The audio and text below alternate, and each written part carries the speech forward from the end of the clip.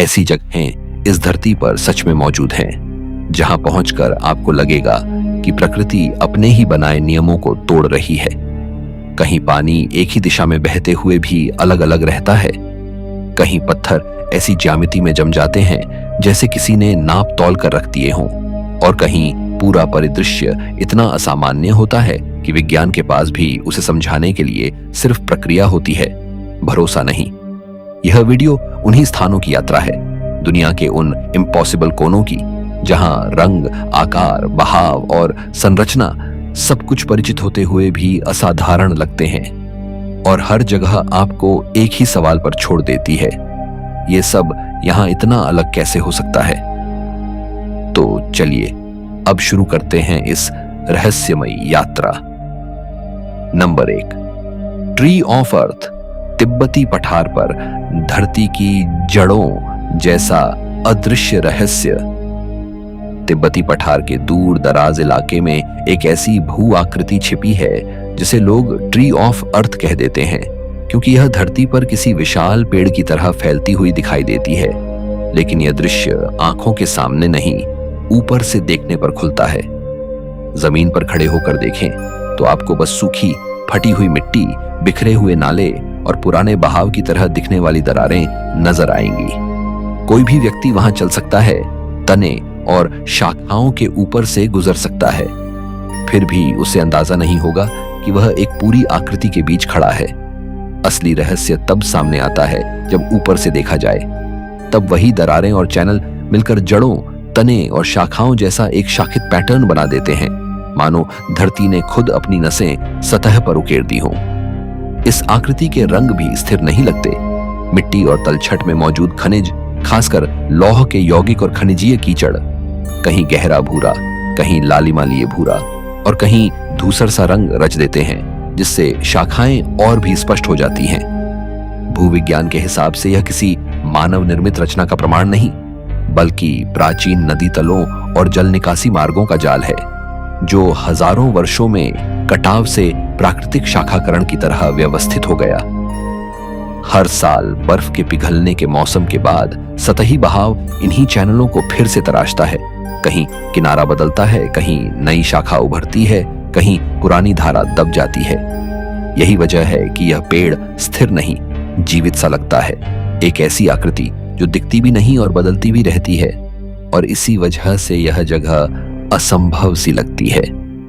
Number 2, Palpa geoglyphs. Nazca से भी पुरानी, पहाड़ियों पर खुदी रहस्यमय विशाल रेखाएं। पेरू के दक्षिणी हिस्से के सूखे और कठोर रेगिस्तानों में पाल्पा का इलाका एक ऐसा पुरातात्विक रहस्य है जो अक्सर नाज़का की प्रसिद्धि के पीछे दब जाता है, लेकिन कई मायनों में उससे भी ज्यादा हैरान करने वाला लगता है। यहां फैला जियोग्लिफ्स का विशाल तंत्र नाज़का लाइन से भी पुराना माना जाता है। कुछ वर्णन इसे नाज़का से 2000 साल तक पुराना बताता है, और यही बात इसे और भी असामान्य बनाती है, क्योंकि इतनी प्राचीन सभ्यताओं ने इतने बड़े पैमाने पर सतह पर चिन्ह कैसे बनाए, यह सवाल आज भी पूरी तरह शांत नहीं होता। इन आकृतियों को बनाने की प्रक्रिया सुनने में सरल लगती है, पर परिणाम लगभग अविश्वसनीय है। सतह पर पड़ी काली ऑक्सीकृत पत्थरों की परत को खुरचकर हटाया गया, ताकि नीचे की चमकदार सफेद रेत बाहर आ जाए और दोनों परतों के रंगों का तीखा कंट्रास्ट दूर से साफ दिखने लगे। फर्क यह है कि नाज़का के बहुत से जियोग्लिफ्स समतल मैदान पर हैं, जबकि पाल्पा के कई चिन्ह सीधे खड़ी, तीखी ढलानों और पहाड़ों के समतल टॉप पर उकेरे गए हैं, ऐसे जैसे किसी ने पहाड़ को ही कैनवास बना दिया हो। यहाँ 1600 से अधिक रेखाएं और आकृतियां दर्ज की जाती हैं, जिनमें विशाल मानवीय रूप, असामान्य आकृतियां और लंबी लंबी लाइंस शामिल हैं, जो सैकड़ों वर्ग किलोमीटर में फैलती हैं। कुछ आकृतियों में बड़े गोल आंखों जैसे संकेत और सिर के आसपास फैलती किरणों जैसी रेखाएं दिखाई देती हैं, और यही तत्व लोगों को उस दिशा में धकेल देता है जहां कल्पनाएं जन्म लेती हैं। क्या ये हवाई पर्यवेक्षकों के लिए बनाए गए संकेत थे, या किसी ऐसी चीज का चित्रण जिसे जमीन से समझना मुश्किल था? और सबसे बड़ी बात, ये आकृतियां पहाड़ियों पर इस तरह फैली हैं कि पास जाकर आप सिर्फ रेखाएं देखते हैं, लेकिन पूरा रूप समझ में तभी आता है जब आप दूरी, ऊंचाई या आकाशीय दृष्टि में हो। यही पाल्पा को सचमुच इम्पॉसिबल जैसा बना देता है। Number 3, Giants causeway. 40,000 षटभुज स्तंभों की पत्थरी ज्यामिति जो मानव निर्मित जैसी लगे। आयरलैंड के उत्तरी तट पर एक ऐसी जगह है जहां प्रकृति ने पत्थर को ऐसे तराशा है कि पहली नजर में यह किसी प्राचीन सभ्यता की इंजीनियरिंग लगती है। Giants causeway. यहां लगभग 40,000 बेसाल्ट स्तंभ इतने कसकर एक दूसरे में फंसे हुए हैं कि पूरा मैदान एक विशाल पत्थरी जाल जैसा बन जाता है। सबसे चौंकाने वाली बात यह है कि इन स्तंभों का आकार अक्सर षटभुज दिखाई देता है, यानी लगभग वही परफेक्ट ज्यामिति जो इंसानी डिजाइन में बार बार दोहराई जाती है। कहीं कहीं ये स्तंभ एक दूसरे के ऊपर ऐसे सजे हैं जैसे किसी ने पत्थर की सीढ़ियां बना दी हों, और कुछ समूह लगभग 12 मीटर तक की ऊंचाई हासिल कर लेते हैं, जिससे पूरा दृश्य किसी प्राकृतिक किले या पत्थर के ऑर्गन जैसा लगने लगता है। भूविज्ञान इसे लगभग 60 मिलियन साल पुरानी ज्वालामुखीय गतिविधि से जोड़ता है, जब पिघली हुई लावा समुद्र के ठंडे पानी के संपर्क में आई और बहुत तेजी से ठंडी होकर सिकुड़ने लगी।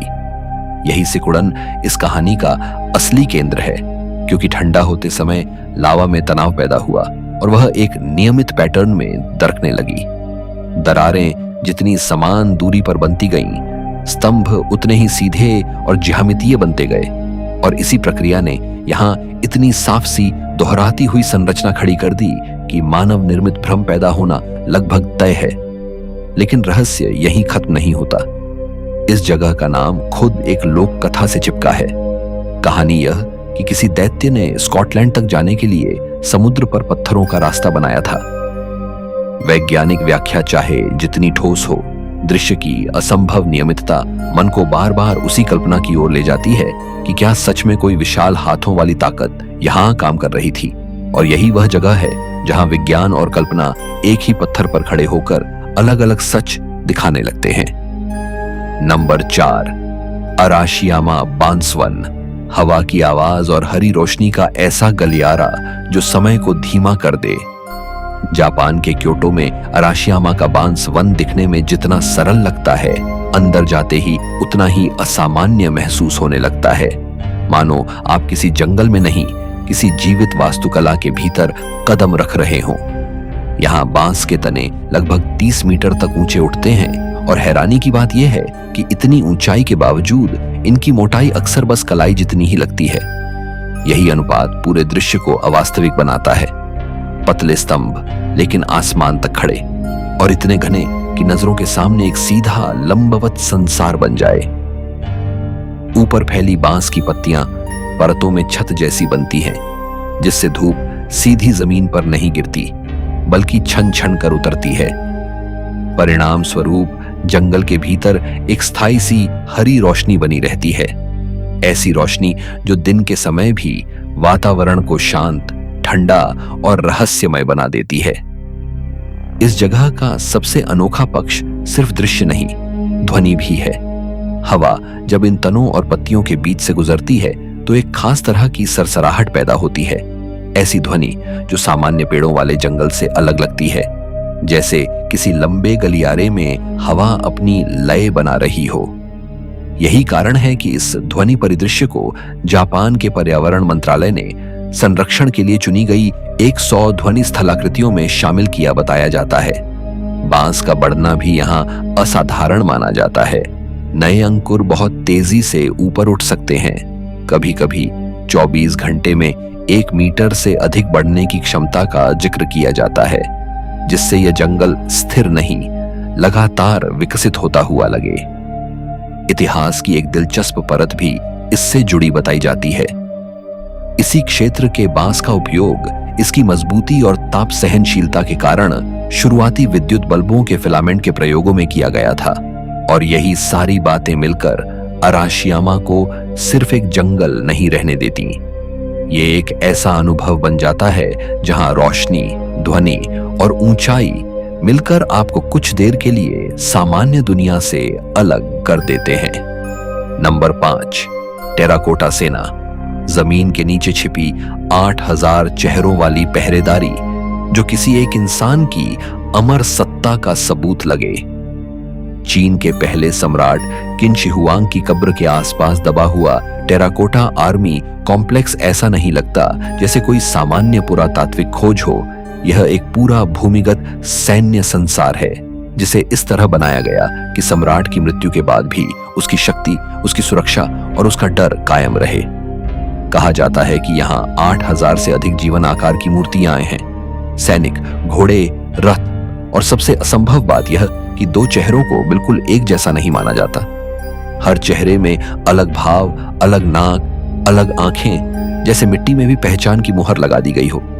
यह एक सा उत्पादन नहीं बल्कि नियंत्रित विविधता वाला विशाल निर्माण लगता है जो उस युग की संगठन क्षमता और श्रम प्रबंधन की सीमा दिखा देता है। इस परियोजना को पूरा करने में लगभग 7 लाख श्रमिकों के 40 वर्षों तक लगातार काम करने का वर्णन मिलता है और आकार के स्तर पर इसे इतनी बड़ी संरचना कहा जाता है कि तुलना में यह कई प्राचीन अजूबों से कई गुना फैलाव वाली लगती है। इन मूर्तियों के हाथों में असली कांस्य हथियार होने का भी वर्णन मिलता है। तलवारें, भाले, क्रॉसबो और कई हथियारों के धारदार बने रहने का दावा इस रहस्य को और गहरा कर देता है कि धातु को जंग और समय से बचाने के लिए उस युग में कौन सी तकनीकें अपनाई गईं। 1974 में जब यह जगह सामने आई तो कहा जाता है कि बहुत सी मूर्तियां चमकीले रंगों से रंगी हुई थीं, लाल, गुलाबी, बैंगनी। लेकिन आधुनिक हवा के संपर्क में आते ही रंग बहुत तेजी से उतर गए और कुछ विवरणों में तो सेकंडों में फीका पड़ने का उल्लेख मिलता है। यही कारण है कि टेराकोटा सेना आज भी सिर्फ इतिहास नहीं लगती, यह एक ऐसी इंजीनियर्ड गहराई है जहां मिट्टी, धातु, श्रम और सत्ता मिलकर एक ऐसा दृश्य बनाते हैं जो सतह पर नहीं, जमीन के नीचे अपने नियमों पर चलता है। नंबर 6, निकोपोलिस जल सेतु। पत्थर में बहता हुआ शहर जो आज भी सवाल छोड़ देता है कि इतनी सटीकता तब कैसे संभव थी। तुर्की के निकोपोलिस क्षेत्र का यह रोमन जल सेतु सिर्फ पानी पहुंचाने की एक संरचना नहीं लगता, यह एक ऐसी चलती हुई गणना है जिसे पत्थरों में बंद कर दिया गया हो। रोमन इंजीनियरिंग की असली महत्ता यहाँ आकार में नहीं, नियंत्रण में दिखती है। दशकों मीटर ऊंचाई पर खड़े विशाल मेहराब और उन मेहराबों पर टिके चूना पत्थर के ब्लॉक जिनका वजन कई टन तक बताया जाता है, फिर भी पूरा ढांचा इस तरह संतुलित कि वह घाटियों को पार करता हुआ एक सीधी, भरोसेमंद जलधारा बनाए रखे। यही पहला रहस्य है, सिर्फ उठा देना कठिन नहीं था। असली चुनौती थी उस ढाल, ग्रेडियंट को लगातार सही रखना ताकि पानी न बहुत तेज भागे न रुककर गाद भर दे। कुछ ही गलतियों में पूरा सिस्टम बेकार हो जाता, लेकिन यह संरचना बताती है कि गणित, माप और योजना किसी आधुनिक सर्वे उपकरण के बिना भी हैरत अंगेज स्तर तक सटीक हो सकती थी। कहा जाता है कि यह जल प्रणाली लगभग 50 किलोमीटर तक फैलती थी और प्राचीन शहर की बड़ी आबादी तक पानी पहुंचाने में सक्षम थी। अब कल्पना कीजिए, इतनी लंबाई पर पानी को लगातार बहता रखना, मतलब हर मोड़, हर घाटी, हर ऊंच नीच पर वही नियंत्रित ढाल, वही स्थिर बहाव। यहाँ महानता पत्थर की ऊंचाई में नहीं, उस अदृश्य लाइन में है जो इंजीनियरों ने अपने दिमाग में खींची होगी। एक ऐसी लाइन जिसे आप आज भी संरचना के साथ चलकर महसूस कर सकते हैं। और यहीं इसका दूसरा रहस्य पैदा होता है। जिन ब्लॉकों को जोड़कर ये मेहराब बने, उनमें स्टील का सहारा नहीं, आधुनिक कंक्रीट की रीढ़ नहीं। फिर भी यह सिस्टम सदियों तक मौसम, भूकंपीय हलचल और समय के खिलाफ खड़ा रहा। यह जल सेतु इसलिए इम्पॉसिबल लगता है क्योंकि यह हमें बार बार याद दिलाता है कि तकनीक सिर्फ मशीनों से नहीं बनती। कभी कभी सबसे बड़ी तकनीक इंसान के दिमाग में बनी हुई सबसे सही योजना होती है। नंबर 7, ऑफिंगटन का सफेद घोड़ा। धरती पर उकेरी गई ऐसी आकृति जो जमीन से लगभग अदृश्य और आकाश से पूरा सच बन जाती है। इंग्लैंड के ऑक्सफोर्डशायर में ऑफिंगटन व्हाइट हॉर्स एक ऐसा जियोग्लिफ है जो देखने में जितना सरल लगता है, समझने में उतना ही पेचीदा है। यह कोई रंग से पेंट की हुई आकृति नहीं है, बल्कि पहाड़ी की ढलान पर लगभग 1 मीटर से अधिक गहरी खाइयों को काटकर बनाया गया एक विशाल रेखांकन है, जिन खाइयों में सफेद चौक गेज भरा गया और इसी वजह से यह दूर से चमकता हुआ दिखाई देता है। इसकी लंबाई लगभग 110 मीटर बताई जाती है, लेकिन इसके बावजूद सबसे अजीब बात यह है कि पास जाकर आप इसे घोड़ा जैसा पहचान ही नहीं पाते, क्योंकि इसका डिजाइन ही ऐसा है कि इसका पूरा रूप केवल दूरी या ऊंचाई से समझ में आता है। जमीन से यह कई जगहों पर टूटे टूटे रेखाखंड जैसा लगता है, जबकि ऊपर से, विशेषकर आकाशीय दृष्टि में, यह एक संपूर्ण लयबद्ध आकृति बन जाता है। यही इसका पहला रहस्य है। आखिर किसी प्राचीन समाज ने ऐसा डिजाइन क्यों चुना जो देखने के लिए ऊपर की जरूरत पैदा करता है? इसे ब्रिटेन की सबसे पुरानी और रहस्यमय सतही आकृतियों में गिना जाता है और इसकी उम्र का उल्लेख अक्सर 3000 वर्षों से अधिक के रूप में किया जाता है। लेकिन उम्र से भी ज्यादा चौंकाने वाली बात इसकी निरंतर देखभाल है। कहा जाता है कि लगभग 150 पीढ़ियों तक लोगों ने समय समय पर घास हटाकर नई चौक डालकर इसे जीवित रखा, वरना प्रकृति इसे मिटा देती।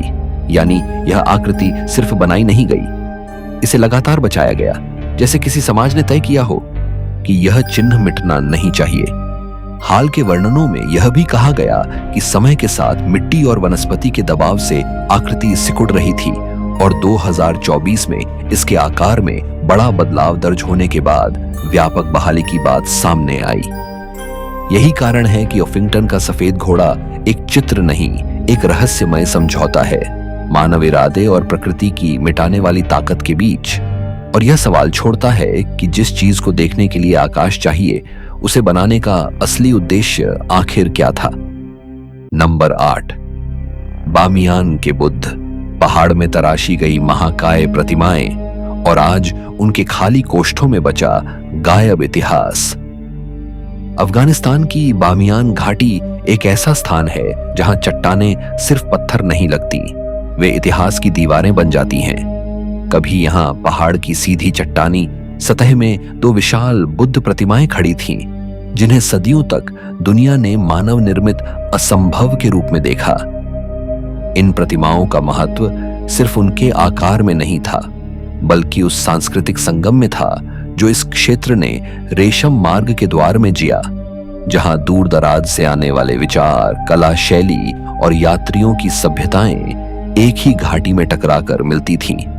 कहा जाता है कि ये प्रतिमाएं केवल नंगी चट्टान को काटकर ही नहीं बनाई गई थीं, उनकी सतह पर मिट्टी, भूसा और प्लास्टर जैसी परतें भी चढ़ाई गई थीं और भीतर लकड़ी की संरचना से उभरे हुए हिस्सों को सहारा दिया गया था। यानी यह एक मूर्ति नहीं, बल्कि मिश्रित तकनीक से तैयार की गई एक विशाल स्थापत्य प्रतिमा थी, जो मौसम, समय और ऊंचाई के बावजूद टिके रहने के लिए बनाई गई थी। इन प्रतिमाओं के आसपास की चट्टानों में सैकड़ों गुफाएं भी काटी गई थीं, जिन्हें लंबे समय तक भिक्षुओं के निवास और ध्यान स्थलों के रूप में इस्तेमाल किए जाने का वर्णन मिलता है। यह पूरा परिदृश्य मिलकर एक ऐसा पत्थरी शहर जैसा बन जाता था, जहां ऊपर विशाल प्रतिमाएं और आसपास मानव जीवन की सूक्ष्म परतें। सबसे रहस्यमय बात यह है कि इतनी लगभग ऊर्ध्वाधर सतह पर, इतनी ऊंचाई पर उस युग में यह काम कैसे हुआ होगा? किस तरह के मचान, रस्सियां और श्रम व्यवस्था ने इसे संभव बनाया होगा? यह सोचते ही पूरा दृश्य एक इंजीनियरिंग पहेली बन जाता है। 2001 में प्रतिमाएं नष्ट कर दी गईं, लेकिन उनकी जगह जो विशाल खाली कोष्ठ आज भी चट्टान में मौजूद है, वे किसी खालीपन की तरह नहीं लगते। वे एक ऐसी भौतिक गवाही हैं कि मानव सभ्यता की कुछ सबसे बड़ी कृतियां पल भर में मिट सकती हैं। और आज बामियान का रहस्य यही है, जो दिखता नहीं वही सबसे ज्यादा बोलता है। एक पहाड़ जिसके भीतर अब भी एक खोया हुआ संसार खड़ा होने की छाया बची है। नंबर 9, रुजिम अल-हिरी। काले बेसाल्ट का रहस्यमय गोल भूल भुलैया, जिसकी वजह आज भी साफ नहीं। इजराइल के गोलान हाइट्स के बेसाल्ट पठार पर एक ऐसी पत्थरी संरचना पड़ी है जो जमीन से देखो तो बिखरी हुई लगती है, लेकिन जैसे ही आप इसका पैटर्न समझने लगते हैं, यह जगह दिमाग पर अजीब दबाव डालती है। रुजिम अल हिरी। इसे अक्सर मिडिल ईस्ट का स्टोनहेंज कहा जाता है, क्योंकि यहाँ पत्थर किसी एक दीवार या इमारत की तरह नहीं, बल्कि कई केंद्रित वृत्तों के रूप में व्यवस्थित हैं, मानो किसी ने धरती पर कंपास रखकर पत्थरों से वृत्त खींच दिए हों। वर्णनों के अनुसार यह संरचना हजारों काले बेसाल्ट पत्थरों से बनी है और कुल पत्थर भार को लेकर अलग अलग अनुमान मिलते हैं। यानी पहली परत में ही एक रहस्य। यह कितना बड़ा है, इसका असर कितना व्यापक है, इसे समझना भी आसान नहीं। इसकी असली विचित्रता यह है कि यह कोई सीधी उपयोगितावादी चीज नहीं दिखती। यहाँ 5 के आसपास बड़े वृत्तों / घेरों का जिक्र मिलता है, जिनकी दीवारें कुछ जगहों पर लगभग 2 मीटर तक ऊंची बताई जाती हैं। बीच में एक केंद्रीय ढांचा / टीला सा है, जिसे अक्सर कैरन या केंद्रीय ढेर के रूप में समझाया जाता है। लेकिन जिन चीजों का उपयोग स्पष्ट हो, घर, किला, कुआं, उनमें अंदर बाहर दरवाजा, खिड़की, रहने की जगह जैसे संकेत मिलते हैं। यहाँ संकेत ज्यामिति के हैं, रहने के नहीं। और यही इसका पहला बड़ा प्रश्न है। अगर यह बस पत्थरों का घेरा है तो इतना श्रम क्यों? दूसरा रहस्य दृष्टि रेखा का है।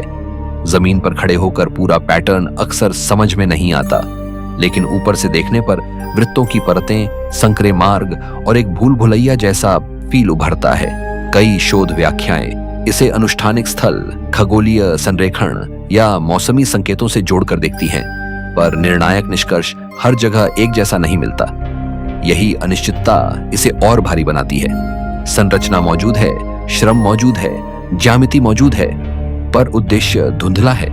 और फिर लोक कथाएं आती हैं। कुछ कहानियां इसे दैत्य या प्राचीन असाधारण शक्ति से जोड़ देती हैं, क्योंकि साधारण नजर को यह मानना मुश्किल लगता है कि बिना आधुनिक मशीनों के पत्थरों को चुनकर, ढोकर और इतने सटीक वृत्तों में सजाकर यह काम किया गया होगा। वैज्ञानिक दृष्टि से यह निष्कर्ष नहीं, बस मानवीय प्रतिक्रिया है। जब कोई जगह अपने समय से ज्यादा बुद्धिमान दिखने लगे। रुजिम अल हिरी की महत्ता यही है। यह एक ऐसा पत्थरी सवाल है जो जवाब देने से पहले आपको अपने ही भरोसे पर शक करना सिखाता है।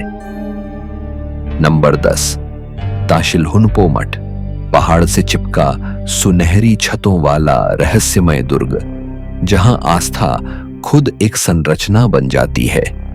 तिब्बत के शिगात्से क्षेत्र में ताशिलहुनपो मठ को सिर्फ एक धार्मिक परिसर कहना इसकी असली महत्ता को छोटा कर देता है, क्योंकि यह जगह पहाड़ की ढलान पर ऐसे फैली है जैसे चट्टान ने खुद अपने ऊपर एक शहर उगा लिया हो। वर्णनों के अनुसार इसकी स्थापना 1447 में हुई और यह लंबे समय से पंचेन लामाओं की परंपरागत आसन स्थली के रूप में जाना जाता रहा है। लेकिन इतिहास से भी पहले यहाँ जो चीज सबसे ज्यादा प्रभाव डालती है वह है इसका पैमाना। यह मठ एक एक भवन नहीं, बल्कि हजारों कमरों और अनेक सुनहरी छतों वाला एक जटिल परतदार परिसर बताया जाता है। ऊंचाई पर, ठंडे और कठिन भूभाग में, जहां निर्माण अपने आप में एक चुनौती है। इसका सबसे विचित्र और याद रह जाने वाला तत्व एक विशाल सफेद दीवार का वर्णन है, इतनी ऊंची कि उसे 9 मंजिला इमारत जैसी ऊंचाई के बराबर कहा जाता है, जिसे बड़े त्योहारों के दौरान विशाल रेशमी धार्मिक कलाकृतियों के प्रदर्शन के लिए इस्तेमाल किया जाता है। यहाँ दीवार सिर्फ दीवार नहीं रहती, वह एक सार्वजनिक मंच बन जाती है, जहां पूरे क्षेत्र की भीड़ एक साथ किसी एक दृश्य पर टिक जाती है। और यही बिंदु इस मठ को रहस्यमय बनाता है। यह जगह दृश्य, अनुशासन और सामूहिक समय ताल को नियंत्रित करने वाली एक जीवित प्रणाली जैसी लगती है। महत्ता की दूसरी परत इसके अंदर मौजूद विशाल प्रतिमा के वर्णनों में आती है। बुद्ध मैत्रेय की एक अत्यंत बड़ी कांस्य प्रतिमा, जिसके लिए सोने और तांबे की भारी मात्रा का उल्लेख मिलता है। इतनी ऊंचाई पर इतनी भारी धातु सामग्री और इतनी बारीक स्थापत्य व्यवस्था, यह सब मिलकर सवाल खड़ा करता है कि इस स्तर का संगठन, सप्लाई चेन और कारीगरी उस समय किस तरह संचालित की गई होगी। और फिर इसके चारों ओर कोरा जैसी परिक्रमा पथ की परंपरा, जहां लोग मठ को घेर कर चलते हैं, प्रार्थना चक्र घुमाते हैं, इस पूरे परिसर को एक स्थिर इमारत से आगे ले जाकर चलती हुई आस्था में बदल देती है। ताशिल हुनपो इसलिए असंभव सा लगता है क्योंकि यह पहाड़ पर नहीं बना, यह पहाड़ के साथ मिलकर बना है और आज भी उसी तरह मनुष्यों को अपने नियमों में बांध कर रखता है। नंबर 11, पैंथियॉन, रोम। 9 मीटर का आकाश द्वार, बारिश अंदर भी गिरे और फिर भी यह इमारत अपने नियमों पर चले। रोम के ठीक केंद्र में खड़ा पैंथियॉन उन इमारतों में से है जो देखने में जितनी शांत लगती हैं, समझने पर उतनी ही असंभव लगने लगती हैं। यह कोई साधारण प्राचीन ढांचा नहीं, बल्कि एक ऐसा स्थापत्य सिद्धांत है जिसे पत्थर और कंक्रीट में बंद कर दिया गया हो। वर्णनों के अनुसार इसे सम्राट हैड्रियन के काल में लगभग 126 ईस्वी के आसपास पुनर्निर्मित किया गया था और मूल रूप से यह रोमन विश्वास में सभी देवताओं को समर्पित मंदिर माना जाता रहा। लेकिन इसकी वास्तविक महत्ता देवताओं के नाम में नहीं, उस इंजीनियरिंग में है जो आज भी वैज्ञानिक तर्क को चुनौती देती हुई प्रतीत होती है। इस इमारत की सबसे रहस्यमय चीज उसका विशाल गुंबद है। बाहर से आप इसे एक मजबूत गंभीर सी संरचना समझेंगे, पर भीतर कदम रखते ही यह जगह आकार की परिभाषा बदल देती है। गुंबद के शीर्ष पर एक गोल छेद है जिसे ऑक्यूलस कहा जाता है, लगभग 9 मीटर व्यास का एक खुला आकाश द्वार। यह ऑक्यूलस कोई सजावट नहीं, बल्कि पूरे आंतरिक स्थान के लिए प्राकृतिक प्रकाश का एकमात्र मुख्य स्रोत बताया जाता है। यहां रहस्य यह नहीं कि रोशनी अंदर आती है, रहस्य यह है कि इमारत खुद प्रकाश को एक गणितीय नियम की तरह इस्तेमाल करती है। जैसे जैसे दिन का समय बदलता है, रोशनी की किरणें भीतर दीवारों और फर्श पर अलग अलग स्थानों पर गिरती हैं, मानो यह इमारत समय को दिखा रही हो। और फिर आता है सबसे अजीब तथ्य, बारिश। जब बाहर बरसात होती है, पानी सीधे ऑक्यूलस से भीतर गिरता है। किसी भी सामान्य भवन में यह एक डिजाइन त्रुटि मानी जाती, लेकिन यहां इसे समस्या नहीं बनने दिया गया। वर्णनों के अनुसार फर्श हल्का सा ढलान लिए है और उसके नीचे छिपे जल निकासी चैनल मौजूद हैं, जिससे पानी जमा होकर इमारत को डुबोता नहीं। यानी यह इमारत खुली छत के साथ भी कार्यात्मक है।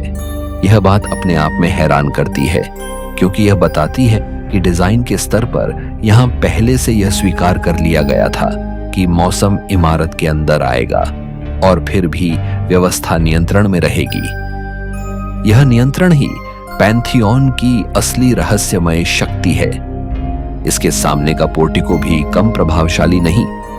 यहां खड़े विशाल एक टुकड़ा स्तंभों के बारे में वर्णन मिलता है कि वे लगभग 12 मीटर ऊंचे और अत्यंत भारी थे और उन्हें मिस्र से निकालकर नील नदी और भूमध्य सागर के रास्ते रोम तक लाया गया। यह सिर्फ कॉलम नहीं, उस समय की लॉजिस्टिक्स का पत्थर में जमा हुआ सबूत है कि किस तरह खदान, परिवहन, समुद्री मार्ग और शहर के भीतर उठान स्थापना सब कुछ एक ही योजना में काम करता होगा। सवाल यह नहीं कि वे पत्थर लाए कैसे, सवाल यह है कि इतने बड़े जोखिम के साथ इतनी सटीकता से इतने लंबे सप्लाई चेन को कैसे स्थिर रखा गया होगा, क्योंकि किसी एक चरण में गलती पूरे प्रोजेक्ट को तोड़ सकती थी। पैंथियॉन की मिस्ट्री इसके टिके रहने में भी है। इतने सदियों तक प्राकृतिक आपदाएं, मौसम और शहर का बदलता बोझ, फिर भी इसकी मुख्य संरचना आज भी मौजूद है। यह तथ्य अक्सर लोगों को इस निष्कर्ष की ओर धकेल देता है कि प्राचीन रोमन निर्माण ज्ञान में कोई ऐसा स्तर था जिसे हम बस आधुनिक शब्दों में टेक्नोलॉजी कहकर छोटा कर देते हैं।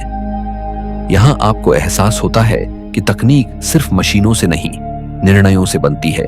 कौन सा वजन कहां रखा जाए, कौन सी आकृति तनाव को कैसे बांटे, कौन सा ढलान पानी को कैसे निकाले। ये सब फैसले किसी उपकरण से नहीं, दिमाग की स्पष्टता से पैदा होते हैं। और फिर भी हर ठोस व्याख्या के बावजूद पैंथियॉन भीतर से तर्क नहीं, अनुभव बन जाता है, क्योंकि जब आप उस ऑक्यूलस के नीचे खड़े होते हैं तो आपको ऊपर खुला आकाश दिखता है, एक ऐसा आकाश जो इमारत के भीतर आकर भी इमारत को तोड़ता नहीं। यह जगह आपको यह महसूस कराती है कि इंसान ने एक सीमा बनाकर भी सीमा को खुला छोड़ा और फिर भी व्यवस्था कायम रखी। यही पैंथियॉन की महत्ता है और यही उसका रहस्य। यह इमारत पत्थर की नहीं, नियमों की है। आज के वीडियो में इतना ही। अगर आपको ये इम्पॉसिबल वर्ल्ड वाली जगहें पसंद आ रही हैं, तो अगला हिस्सा भी इसी क्रम में आगे बढ़ाएंगे, जहां प्रकृति और इतिहास दोनों मिलकर दिमाग को चुप करा देते हैं।